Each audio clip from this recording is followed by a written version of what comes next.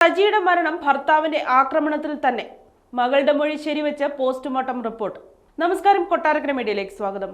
അമ്മയുടേത് അപകട മരണമല്ലെന്നും അച്ഛൻ ആക്രമിച്ചത് മൂലമാണെന്നുള്ള മകളുടെ വെളിപ്പെടുത്തൽ ശരിയെന്ന് തെളിയിച്ച് പോസ്റ്റ്മോർട്ടത്തിന്റെ പ്രാഥമിക റിപ്പോർട്ട്.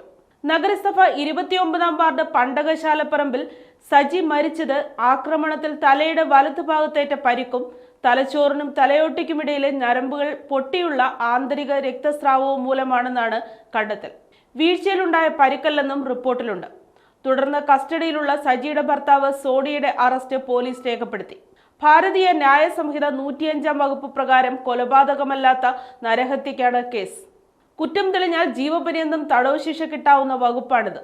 മകൾ മിഷ്മ പി ഉലഹന്നാന്റെ മൊഴിയുടെ അടിസ്ഥാനത്തിൽ സജിയുടെ മൃതദേഹം കല്ലറയിൽ നിന്ന് പുറത്തെടുത്ത് വ്യാഴാഴ്ച ആലപ്പുഴ മെഡിക്കൽ കോളേജിൽ പോസ്റ്റ്മോർട്ടം നടത്തിയിരുന്നു.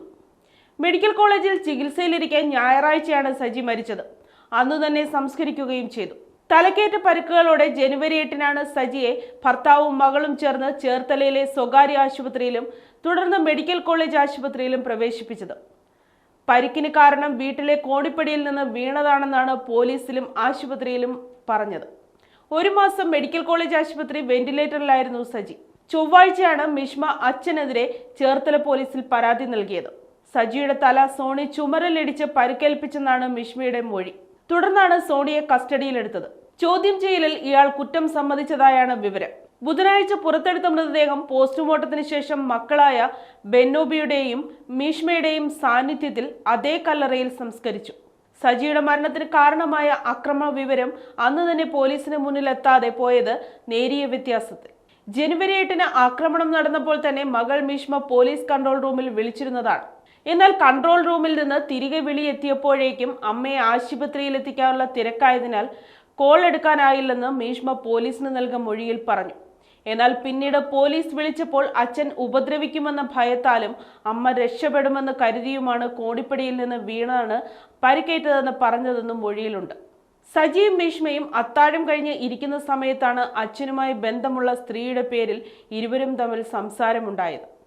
അതിഷ്ടപ്പെടാതിരുന്ന അച്ഛൻ തെറിവിളിച്ച് ഇരുകവളിലും കൈയിലും ഇടിക്കുകയും അമ്മയുടെ തല പിടിച്ച് ഭിത്തിയിൽ ശക്തിയായി ഇടിക്കുകയും ചെയ്തു. അമ്മ നിലത്തേക്ക് കുഴഞ്ഞു വീഴുന്നത് കണ്ടാണ് പുറത്തേക്ക് ഓടിയതെന്നും മൊഴിയിലുണ്ട്. പുറത്തേക്ക് ഓടിയ മിഷ്മ വീടിന് സമീപം താമസിക്കുന്ന ബന്ധുക്കളായ ദമ്പതിമാരെയാണ് കാര്യമറിയിച്ചത്. അവർ വീട്ടിലെത്തിയെങ്കിലും സോണി വീട്ടിൽ കയറ്റിയില്ല. പ്രശ്നമൊന്നുമില്ലെന്ന് പറഞ്ഞ് മടക്കി. മിഷ്മ വീട്ടിൽ കയറി നോക്കുമ്പോൾ സജിയുടെ വായിൽ നിന്നും മൂക്കിൽ നിന്നും രക്തം വരുന്നുണ്ടായിരുന്നു. ഛർദ്ദിക്കുകയും ചെയ്തു. വീണ്ടും അയൽപ്പക്കത്തുള്ള ബന്ധുവിനെ വിവരമറിയിച്ചതോടെയാണ് ഓട്ടോയിൽ ആശുപത്രിയിലേക്ക് കൊണ്ടുപോയതെന്നും മിഷ്മയുടെ മൊഴിയിലുണ്ട്.